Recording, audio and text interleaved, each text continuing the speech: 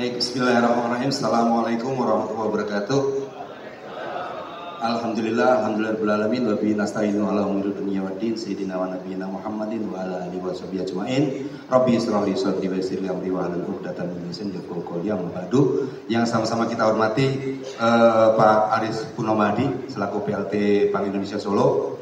Yang kami hormati pula Pak Yai Muhtaram, sahabat saya, dan Ibu Puji dari Bank Indonesia, dan tentunya Bapak Ibu anggota atau pengurus DMI Solo. Pertama tentunya kita panjatkan puji syukur kepada Allah Subhanahu wa taala. Alhamdulillah kita bisa dipertemukan hari ini dalam keadaan sehat walafiat. Shalawat dan salam semoga tetap tercurah kepada junjungan kita Nabi Muhammad SAW, yang insyaallah kita nantikan syafaat beliau di yaumil akhir. Amin wa amin. Bapak Ibu sekalian, karena waktunya juga singkat, tadi di mention 10 menit Pak Zen waktunya. Insya Allah kita agak percepat ini ya.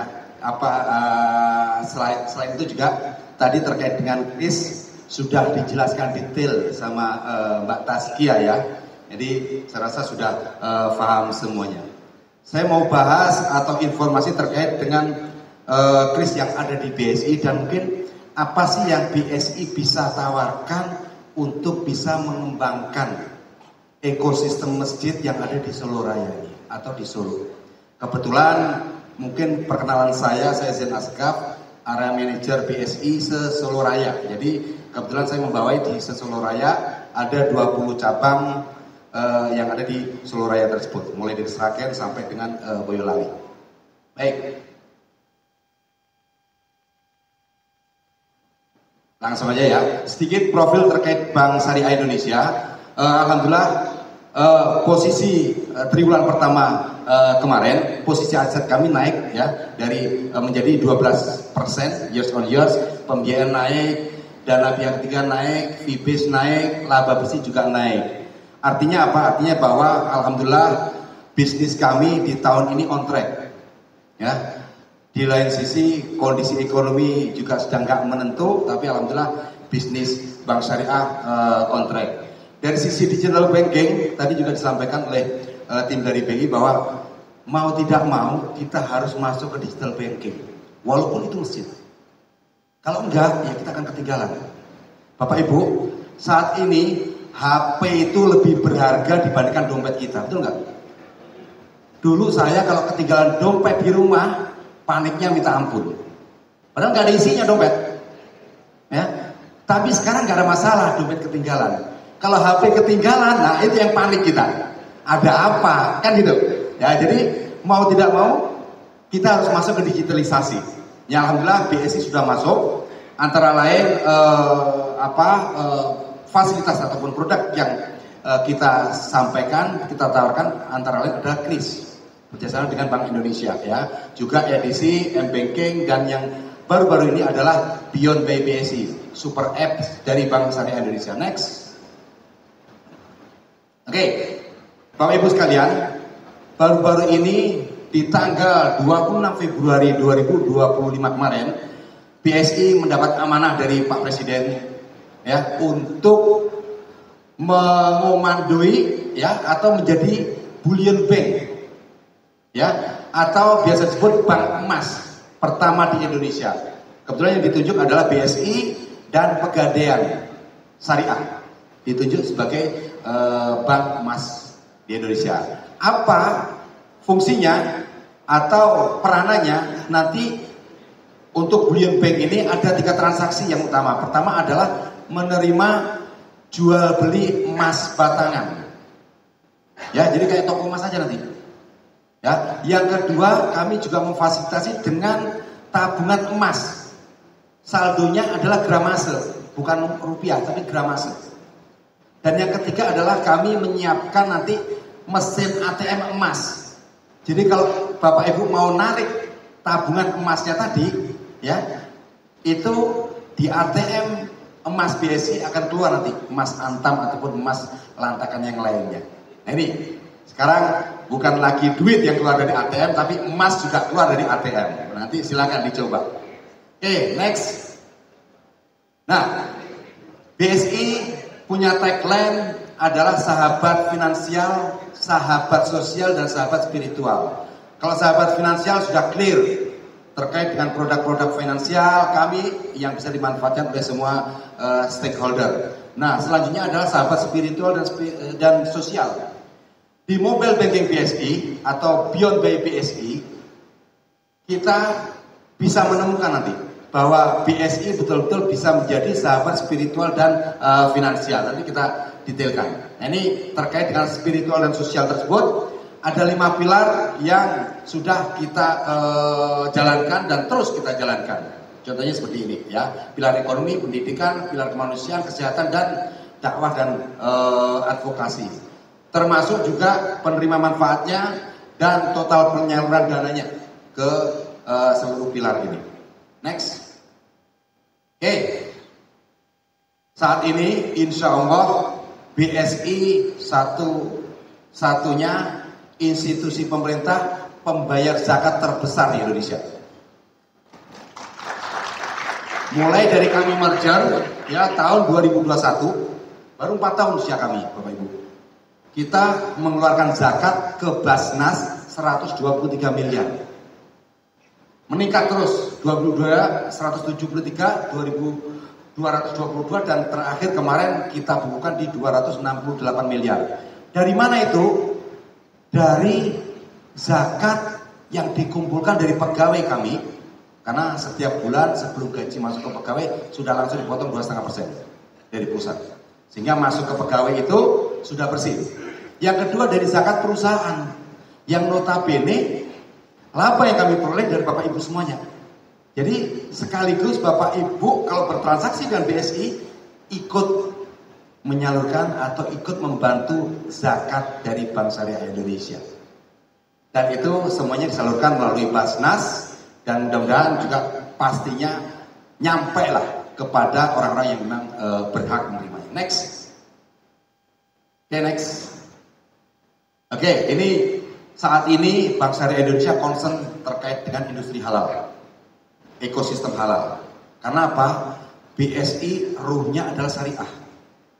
Mau tidak mau, suka tidak suka, harus lebih memberikan partisipasinya kepada ekonomi syariah.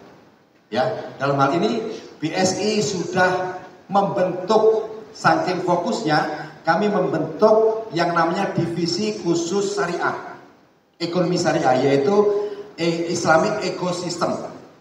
Ya, ada divisi sendiri sehingga betul-betul partisipasi kami kepada ekonomi syariah itu nyata.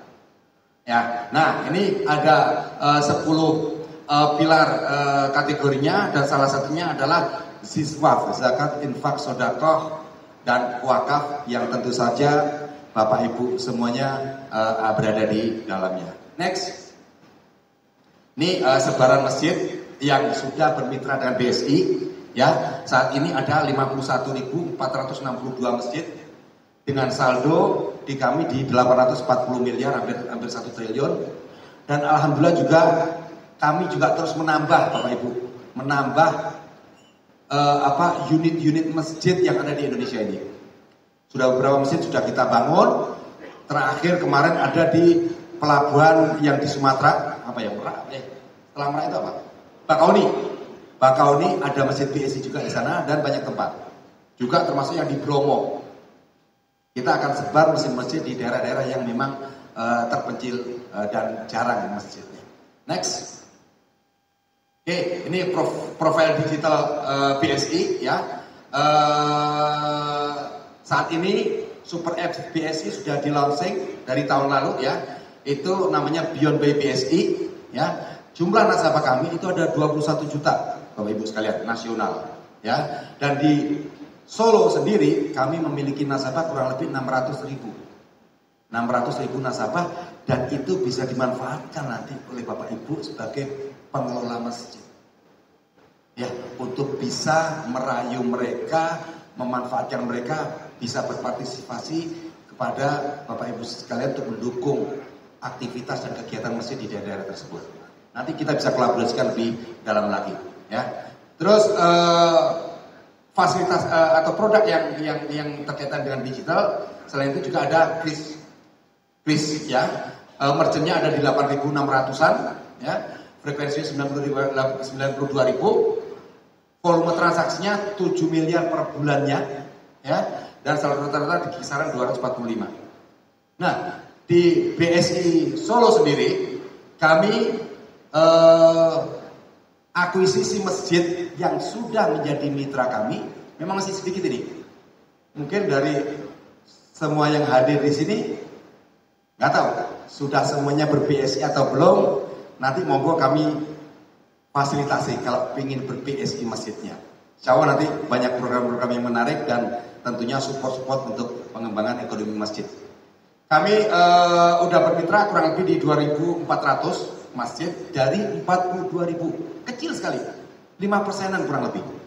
Ya, mudah-mudahan hero kita sama. Kalau masjid ya harusnya berbank syariah.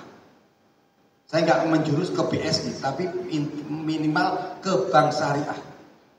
Ya, ada yang lain muamalah, ada yang lain, tapi pantasnya ya di bank syariah. Betul Pak ya, nggih? Nah, jadi monggo nanti yang belum berbank syariah, BSI siap memfasilitasinya. Next. Oke, ini empowerment yang BSI tawarkan untuk ekosistem masjid. Pertama dengan DKM-nya apa yang bisa kami tawarkan? Tentunya produk simpanannya ada tabungan giro, net banking CMS-nya, ya, kris masjidnya dan edisi. Teman-teman, Bapak Ibu pastinya udah tahu yang namanya edisi ya. Ya, alat pembayaran gesek. Nah, ini contohnya ini. Ini edisi BSI yang bisa juga nanti dimanfaatkan oleh masjid-masjid. Ini edisi dinamis, ini bisa mengeluarkan barcode krisnya.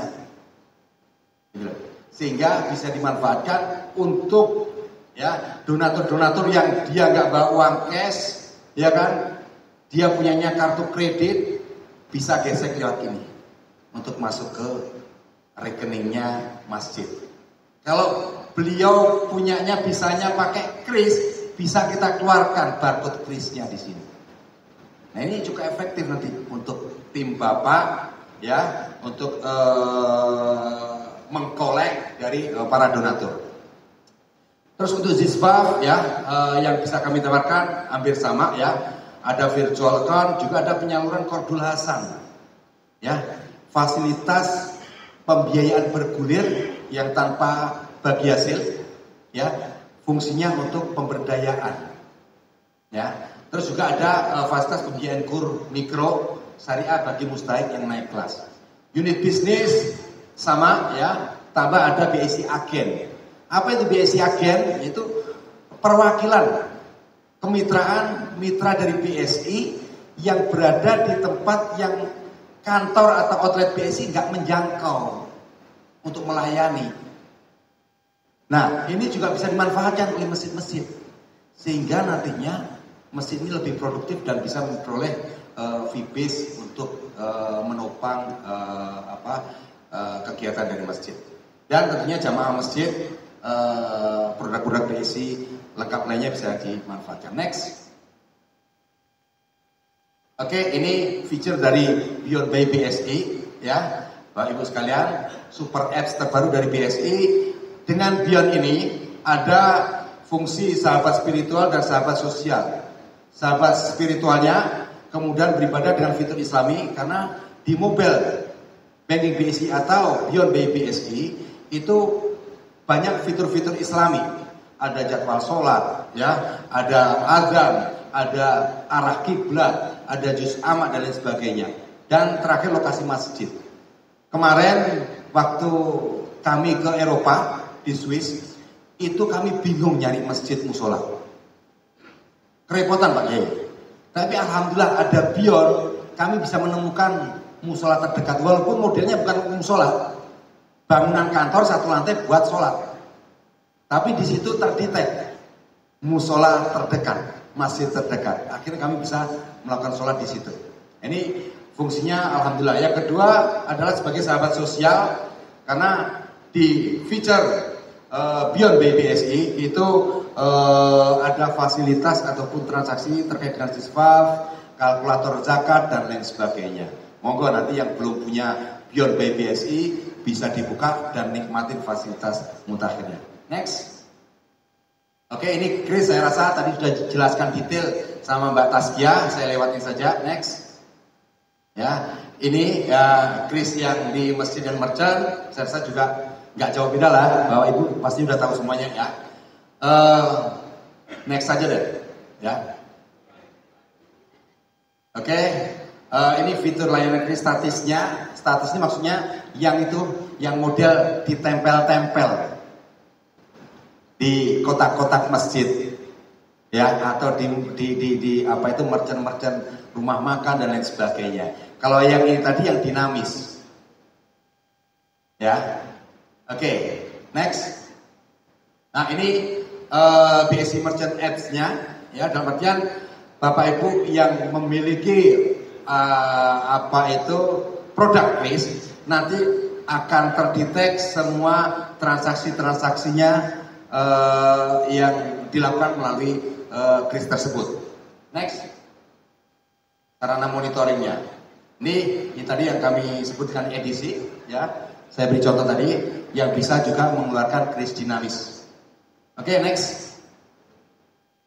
Ini karena masjid salah satu organisasi nirlaba, insya Allah tidak ada biaya yang dikenakan untuk transaksi melalui Chris BSI. Next. Oke, saya rasa next saja, nanti bisa lebih detail karena waktu dan sudah ada. Next. Oke, terakhir sebelum saya tutup Bapak Ibu sekalian, tadi saya sudah ngobrol sedikit, spill sedikit dengan Pak Haris bahwa kita pengen betul serius mengembangkan ekonomi atau ekosistem masjid ini. Ya, gimana caranya masjid itu betul-betul bisa memperdayakan orang gitu. Bukan diberdayakan tapi memperdayakan orang juga. Dalam artian kami ini belum resmi, baru spill aja sedikit tadi. Bahwa kita akan membuat suatu program yang namanya MDP, Marbot Development Program. Ya, dan mudah-mudahan nanti di BSI untuk pilot projectnya ada di Solo. Nanti kita pilih nih beberapa masjid yang memang bisa kita kembangkan. Apa artinya? Kita pengen mengembangkan betul masjid itu dengan marbot-marbot yang berkualitas. Kita bisa nanti rekrut dari lulusan sekolah-sekolah Islam, ya, untuk bisa kita jadikan CEO masjid. Ya, tugasnya apa? Tugasnya gimana caranya masjid itu bisa mengembangkan dakwahnya, juga bisa mengembangkan bisnisnya, gitu loh. Sehingga nantinya itu kita nggak perlu lagi masjid itu tangan di bawah. Masjid nantinya itu bisa lebih berdaya dan tangannya di atas. Bisa menghidupi dan mengembangkan, bahkan mensejahterakan warga atau jamaah masjidnya. Itu harapannya. Mudah-mudahan ini karena masih ya belum fix, tapi mudah-mudahan ini nanti bisa segera kami launching, dan saya berharap nanti Solo secara nasional BSI Solo jadi pilot project, dan tentunya akan membawa marwah masjid ini jadi lebih profesional dan lebih maju lagi. Itu aja mungkin karena waktunya singkat. Terima kasih. Assalamualaikum warahmatullahi wabarakatuh. Waalaikumsalam warahmatullahi wabarakatuh. Terima kasih Bapak Zen Asegaf atas materi yang disampaikan. Baik Bapak Ibu sekalian, sebelum acara ini kami tutup, izinkan kami menyampaikan beberapa informasi. Yang pertama, untuk materi-materi tentang sistem pembayaran, pelindungan konsumen, dan CBB tadi, bisa Bapak Ibu dapatkan, nanti akan kita bagi filenya. Jadi materinya bisa Bapak Ibu pelajari di rumah, sambil dibaca-baca. Yang kedua, bagi Bapak Ibu yang ingin menunaikan sholat maghrib, bisa menunaikan sholat maghrib di lantai 4 di masjid. Baitul Lisan, nanti akan diarahkan oleh teman-teman pengamanan dari Bank Indonesia. Yang ketiga, jadi bagi Bapak Ibu setelah menunaikan sholat maghrib, bisa makan malam di lantai 5 ini. Dan sambil bagi Bapak Ibu yang masih membutuhkan informasi tentang BSI, produk dari BSI, nanti akan ada tim dari BSI yang ada di belakang. Itu bisa menghubungi teman-teman yang ada di sana. Baik, sekian acara hari ini. Semoga bermanfaat. Lebih kurangnya kami mohon maaf. Terima kasih. Acara kami tutup. Wassalamualaikum warahmatullahi wabarakatuh.